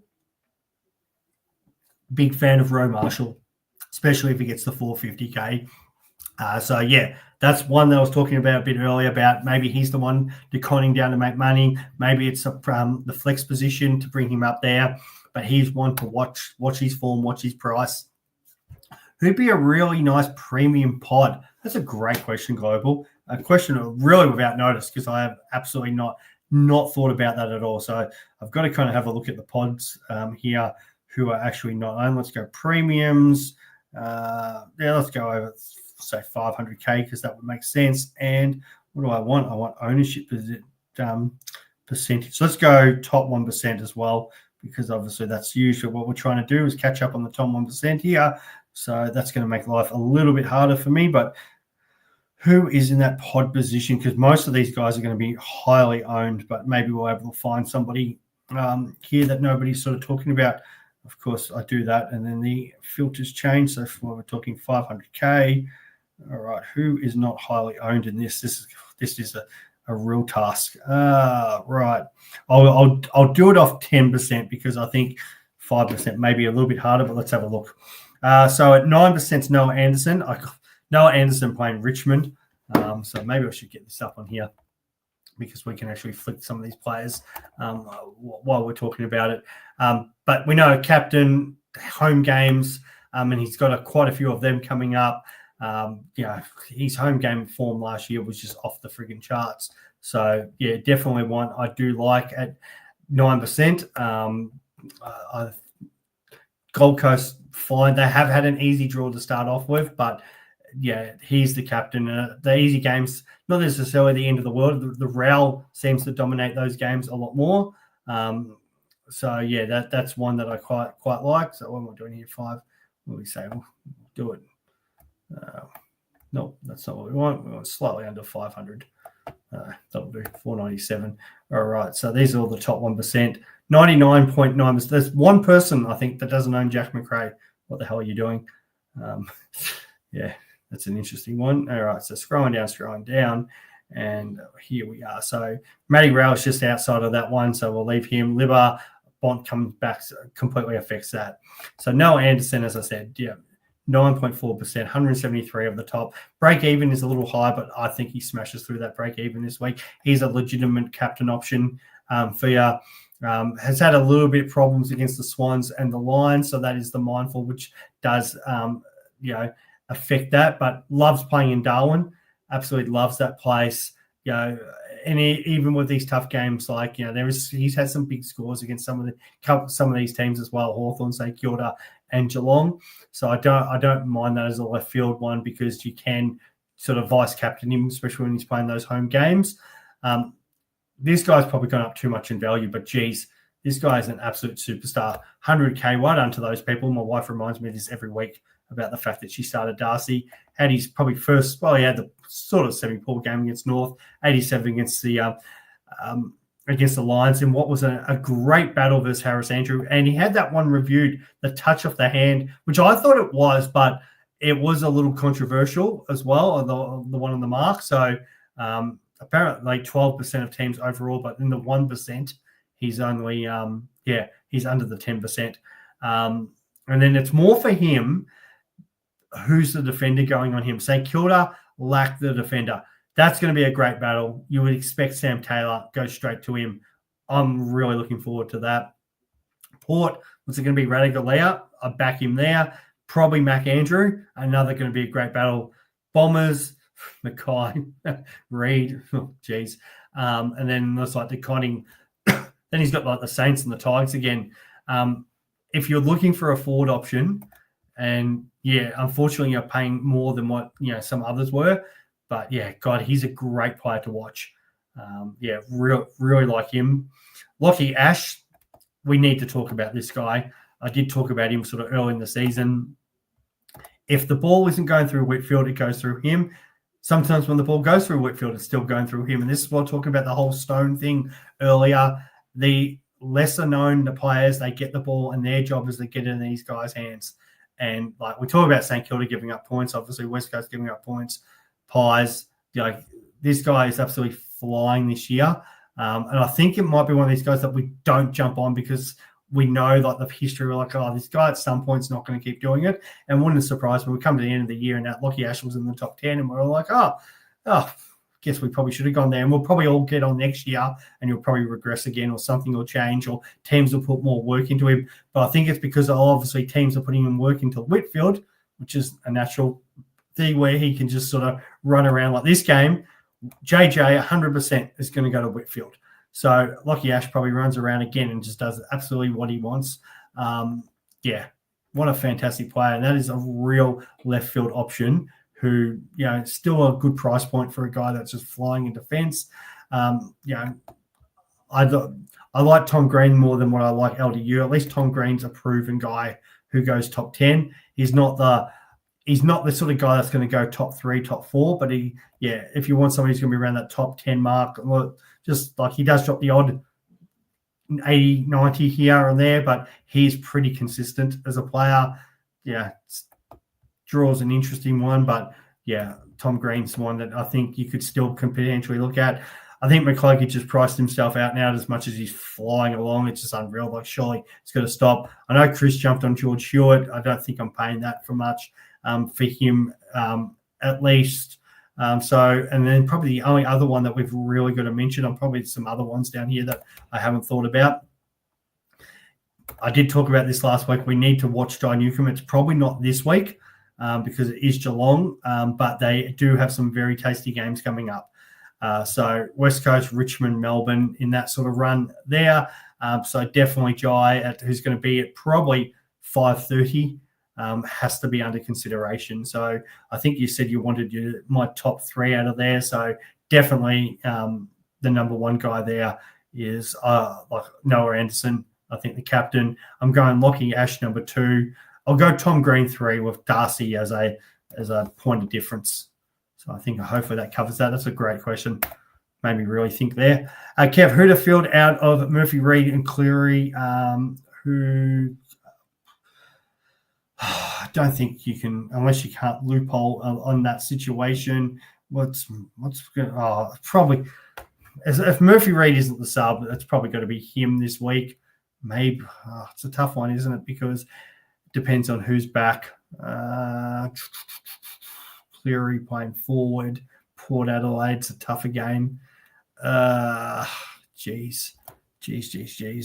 Why was Murphy Reid poor last? What happened in that? I did watch the game as well. Just the 9. He did miss a couple of goals too, which he probably could have kicked. Yeah, I still think maybe Murphy Reid is the one, especially with the fact that everyone's trading him out as well. It's usually the thing that players rebound. So, Murphy Reid. I spoke to a couple of Coldemans, and they say the reason Camper got dropped is he isn't fit enough to run out games. And probably right on that one, mate. So maybe a couple of games in the VFL might send him some good. As I said, he looked pretty good the previous week in the VFL for what I saw of it. So I'm willing to sort of hold him for now. And it's good. It's true, FPL. I'm also a Blues fan. Beautiful. Dave, Sheasel 50th this week as well. Thanks. Good luck to Shees. So, maybe he's in for a big one. Could vice captain him, probably be a left field if he's got the role. Was throwing up mid-game from pushing himself too hard. Yep, that does happen. I like the fact that you guys decided to chat beyond yourself and getting all that going. Zorko into Merrett makes a lot of sense too. Yeah, if you've got Merrett, he's going to be in that captain conversation for sure. Worth trading, put Humpty to be able to get Track and Horn Francis this week. See, this is the kind of week you'll want Humpty. This is the whole reason of getting him in because of the Richmond game. Can you hold off one more week for Humpty to get Track? And maybe it's just, you could pretend, obviously, if you're doing those upgrades, you could probably just get Horn Francis in the other trade you're doing, hold off Track for a week and just go, hold on for Humpty. Merrett into Brayshaw for me. Yep, I like that.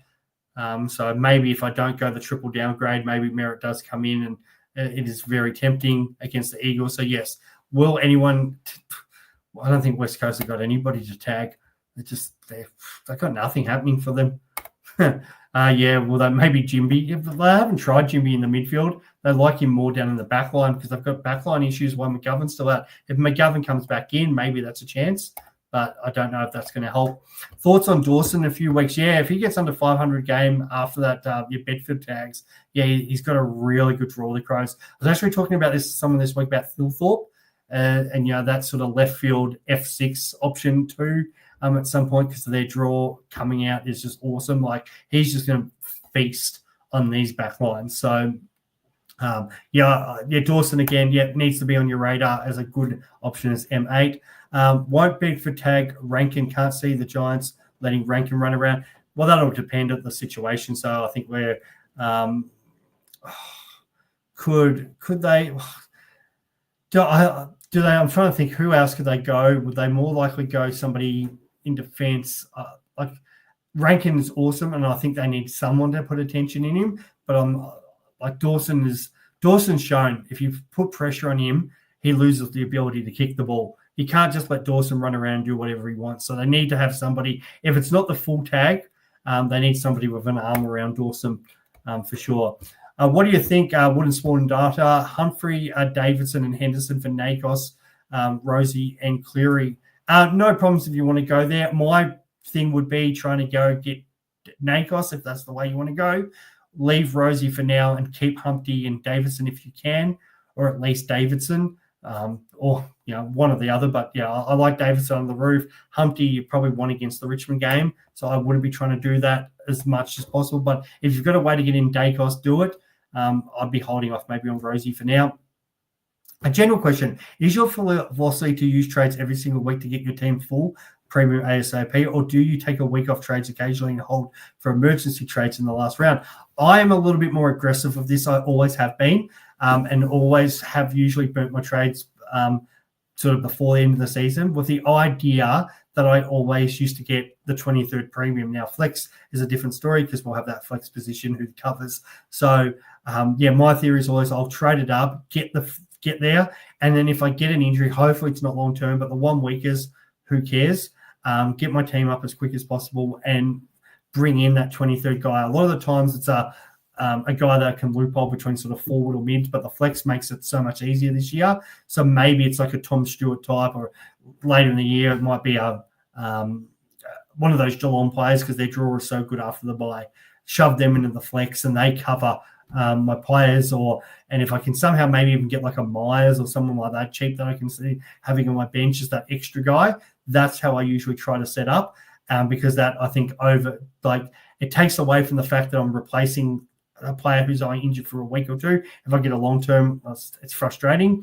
But so that's the way I usually do it. And the great thing about having that extra premium on the bench, if I can loophole them on any given week, the fact to have that ability to loophole premium can be great, because you look at players like, as I said earlier, Phil Thorpe. If a Harry Mackay gets cheaper, probably not his year because Carlton aren't probably going to be in the running, but like a Jeremy Cameron, somebody like that. I've had Tom Hawkins in that role in the past. I like a forward who I know on any given week could, with the right matchups, could kick 6, 7, 8 goals and come out and score a 120 or 130, a Jesse Hogan type who can go 170 or 180, and have him sitting there, and then have my F8, who's a non-playing player, can come on for that player and score. So that's where I like to go. So, yeah, I really probably should save. I feel like I'd be in an awesome position if I could, but to usually set up the team how I play, and it has served me well every year except for the year I bombed out from the top 50 and went looking for glory, and unfortunately it didn't work out just because I did bring in pod players and went a bit against the grain, trying to have a crack to win it. And if you can, the fact we got 40 trades, we're probably in a better position for it, but I am a bit more aggressive with that. Not as aggressive as Scott or a couple of those other guys, but I am pretty aggressive when it comes to that. I'm thinking Callahan, Roberts, and Sutherland out, Daicos, Holmes, and Cleary in. Roberts to Holmes is probably it's probably an upgrade, especially the way he's playing, just to worry about how much attention could he potentially get against Hawthorn if that's the way they want to go. But, obviously Daicos is an upgrade. It's upgrading your team, but it isn't in a way because you are doing kind of side swaps, but at least you are improving your team. So it does make sense. A bit more of a conversation between you guys, which is great. Karen Jackson on your bench. He could definitely be a top 6 forward, gives you that ruck coverage. Would you go McCluggage, Hewitt, Merrett, Daicos, or Gawn? I would definitely look at Merrett or Daicos. If I'm ranking them, it's Merrett, Daicos, Gawn. I think McCluggage and Hewitt probably price each other out, but I'll go Hewitt and then McCluggage. McCluggage is great, but the price has just got too much for a guy like him. Robertson, Davidson's good trades. They're fine trades, Nash, but in a perfect world, I think Roberts is pretty well close to bottoming out. You could easily keep him. Davidson, I'd happily keep him.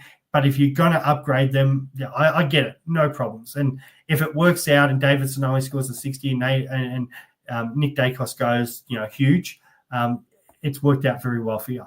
But at the same time, I wouldn't be downgrading both those guys.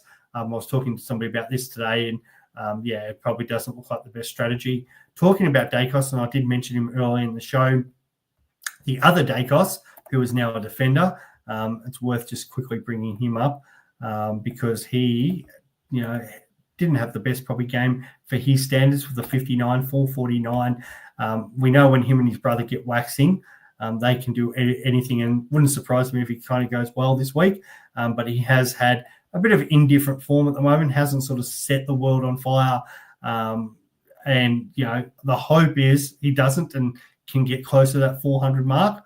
But, when him and his brother get waxing, he can have some big games. He's not as a midfielder, he's probably not a great midfielder for Supercoach, but as a defender, you kind of look at when he got on fire last year from round 9.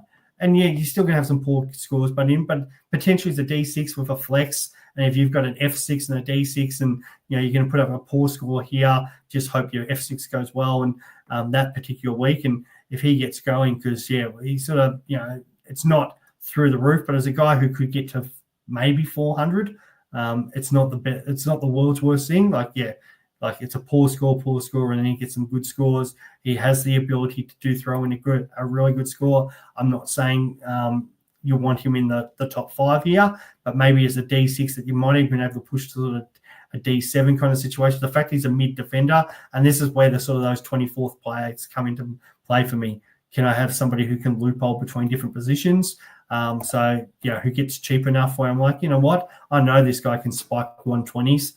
So it's a little bit of food for thought there in regards to the other Daicos. Swizz, can you talk me into boosting for Ned Long? Chris is your man for that. He's huge on him. If it doesn't look like he's going to be sub, he's going to be playing midfield. And I did talk about this at length earlier. If you are confident that you think he can go, I feel like it needs to be 85s, similar to what Marriage. So Marriage is the great case study. The 2 case studies for this is Marriage and Humphrey, because we've literally had this case study recently. So you've got the positive. You've got Marriage, which is working out for us. So when I jumped on Marriage, it was slightly cheaper than what Ned Long is now. So when did I jump on? I jumped on at 265. The guy's made 100K for me. He's going to make a little bit more cash. He's done his job. If he, and the fact that he's a forward and the way the forwards are sort of traveling, he might just get another 80 or whatever, and that might be his score. If he can maybe start spiking, maybe if McGovern comes back, doesn't have to play as much lockdown, takes an intercept mark once in a while would be nice.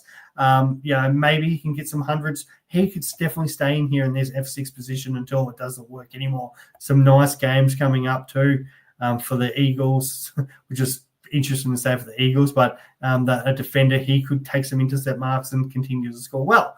And if he can get to over 400K and then he becomes a trade out, flying. So that is the argument for Ned Long. 15K Dira.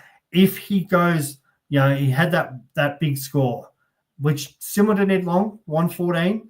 And then, if he can go in 88 and an 84 and another 80 and another 80, we're talking about a guy here, they're projecting 81. That's 60s. If that's an 80, all of a sudden it's 390, which will make that one 400K. That's the positive. That is the angle where Ned Long playing midfield can go that. If he goes better, you are flying. Let's talk about the downside. Those who went on the Humphrey train. Now, I still think Humphrey could come out and play well against Richmond. Even if he's playing some forward time, it's Marvel. We hate playing at Marvel. It makes a lot of sense about that. However, and this is where the however, and even to the point where my Supercoach doesn't even want to upload Humphrey's score right here, which is interesting in itself. But let's get up Humphrey. Let's find him in here. Let's see if the app wants to play ball right now. So we've got a forward and we've got a Gold Coast forward who has been quite disappointing for us in these 2 games so far. And there's Bailey Humphrey, 74, could be worse. People brought in Bailey Humphrey at, and where is it? The same time, which was 270. Again, 10K cheaper. He has still made in that time 70K. So it's not the end of the world because he had that 111, which is more like what Long's going to score. Scored the 64, 74, and he's got going for it. And here we go. We actually have my projections have come up now, so that's something. So here, a case of Humphrey, if it's a poor score, he doesn't really go up in value. Nothing's really flying. If he spikes 100 this week, it resets his cash, off you go, and you're going to get your 100K out of him. It works. So if we can get up Ned Long, let's see if my thing will play ball right now, and we kind of get an idea of where Ned Long sits in regards to this. So he's a midfielder playing for Collingwood, and he scored on the weekend a nice score of 114. So 280, slightly more expensive, break even, slightly more bigger at the moment. All right. So if we ignore, beautiful. My projections have come up. So these 60s, again, it's 40K. If he can go on that sort of marriage train and he goes, marriage more, let's go 84s, playing midfield, comes out and has 3 of them, not unrealistic.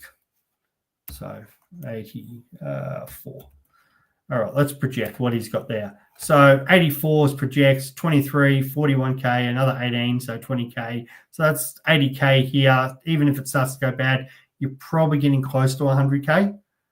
It's not too bad. And that's where it sort of starts to die out after that. If you think you could spike one more good score, let's call it on Anzac Day, comes out and has 110, and then it starts to go backwards after that. All of a sudden you get that spike and it keeps going. You've got your 400K guy. Things are flying. If things go really good, and we have seen it, so the games he's played midfield, so let's be realistic here and say he's gone 113, 57, and 114 playing midfield. So let's say it's another poor game. He goes 57. He gets the 110. He has another poor game because it's sort of Geelong, and then he gets going again against Freo, just to give us a real sort of snapshot of poor game, bad game. So it doesn't make much, mate. Has the spike, doesn't make much, has the spike, gets his 100K. Are you happy with that as a guy who's probably your M8? Yeah, not too bad. And then that 400K, you ride that for 4 weeks. We're literally talking about Marshall maybe getting down to it. So he at least has the role. He's got the potential to score well. It's just the question mark is, have you been burnt from Humphrey or SDK on that whole mid-price, slightly cheaper version of SDK, obviously, so he's got more scope for it. But are you kind of burnt with the fact that, what happens if things go wrong? Or are you more on the positive? You've got away with marriage. You might have got away with another guy, and you're like, you know what? I'm willing to continue, take another risk with him, and maybe it's somebody like a Merrett. I've got 80K sitting there. Merrett isn't doing anything more. He's probably getting dropped. 80K on him. And all of a sudden, I'm getting a guy who now I'm getting the guy to turn me into 400,000. It's definitely something to consider. It's not. I'm probably more in that no versus yes, but I am I can see by game time probably maybe warming up a little bit more to it. Maybe something as I'm sitting down watching the game and watching the warm ups, and if I see Ned Long doing all the midfield stuff, with the stuff they show us, or if I message up the boys and they're going, Ned Long's definitely in the midfields tonight, I might be swayed more as that move for, say, a Merrett, for example, and then do the boost there. So it's more on you on that one. Because I don't have the exact answer. I feel more confident on the other guys, what they're going to do. I have a little bit of a worry about how Collingwood could structure up. But then talking to the Collingwood fans today, they are all thinking this guy, midfield, looks great. The coach is all behind him, and they have a lot more confidence. So, I think that comes down to a gut decision for every individual coach. Hugh McCluggett's huge pod, flying, mate. I think it comes crashing. It's got to crash at some point, surely, doesn't it? If it doesn't and you get on him, awesome. But yeah, I've got no problems. If you want to go there, I just think he's expensive now for the situation. But if they keep attacking, other guys like Neil, he could just keep doing what he does. Jonas, welcome, mate. Who would you rather trade out this week, Robertson, Merrett, or Davidson and Humpty? I think if you're going to do it, it's Robertson, Merrett, because I think Merrett could get dropped. Roberts, as much as you can definitely hold him. A little bit. I have thought more about him trading him than say Davidson. Humpty versus Richmond, I think you've got to back that one in. Davidson under the roof.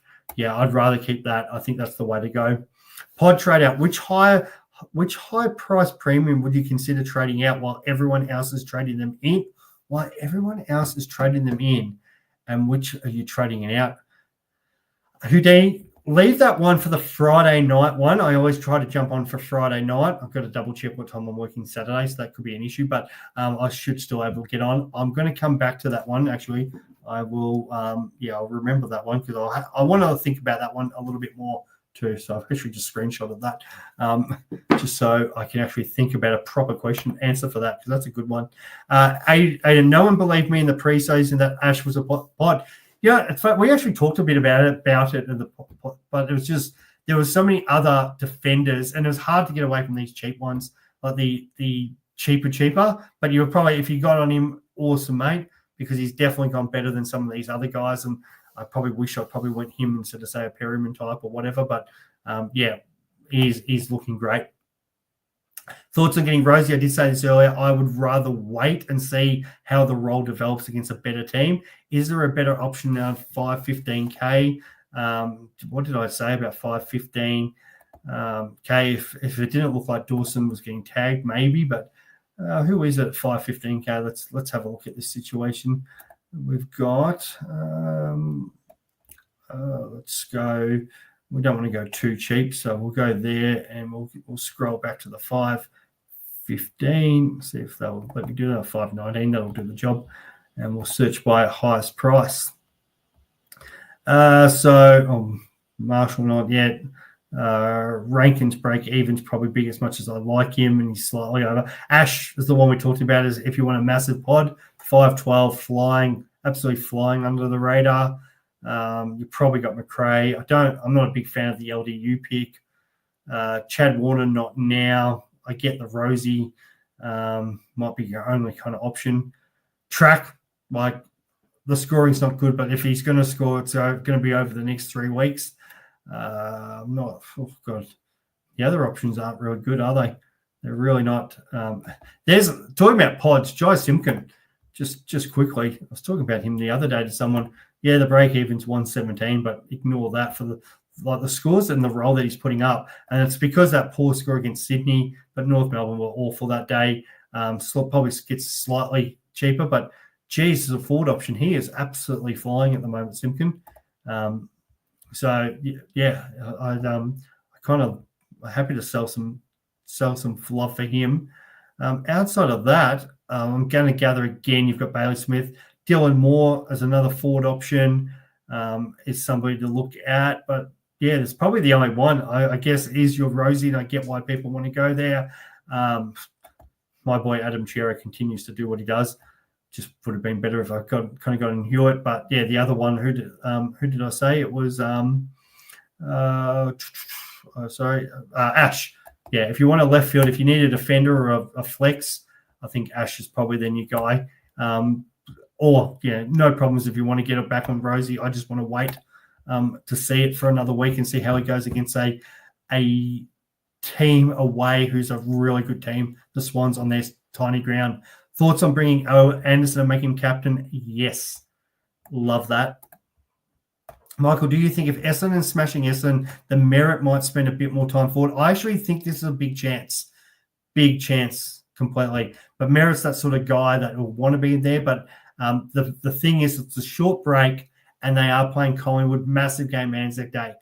Now, can Merrett go forward and kick goals? He can. We saw that in the Adelaide game. So I still think he can go well. Still think he's worth the options of EC. Still think he gets close enough to that break even. Could he get rotated off a little bit more? Probably, but I think he probably just goes and plays more forward, which he can do. But I think it's a real possibility too. It would not surprise me if they are winning. They need to get some percentage to the Bombers. They're not ever good at this. I get reminded by Essendon supporters this all the time, that they need to blow out teams. They never do. So nothing's ever a given with the Bombers. Percentage is 90. So, but, you do need to have a bit of a mind on the fact that they've got the Friday night game. Pies obviously Thursday night, but they're both playing the Friday Anzac game after the Bombers have already been on the road. Yeah, it wouldn't surprise me at all if that happens, if they get a margin up. Would you drop Ward for Long in draft? No. The fact that Day's out, you've got to keep Ward. So no, I'm not doing that. But even keeper, I'm still not doing that. Drop somebody else for long if you can. Maybe you're not that deep, but I'd probably I'd hold Ward. At least I got one pod right. Yep, good work, mate. Good work. Yep. And we'll go one. And we've got a couple of last questions. No, one last question, I think. Trade Campo over Hendo if I can still do my upgrades. No, I think Hendo's actually has to go. And Campo, you just hopefully he becomes your M11 and we just watch his VFL form over the next couple of weeks. Hopefully some things go well, not for Carlton supporters' sake, but maybe a couple of things go wrong and he finds his way squeezed back in that side and we make some cash where Hendo is not doing anything for you any further. I think that covers everything tonight, guys. Thank you. Oh, here we go. Last one. We'll go one last one. Do you think the Bont might play a bit forward? I hope he does.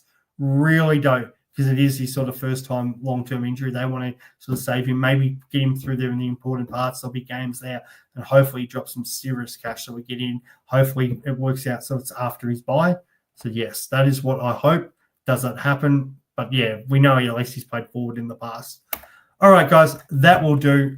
So I should be back Friday night. Check out the teams tomorrow. Good luck with your Supercoach. Obviously, lock in your Thursday night games. And I will talk to you soon. Catches.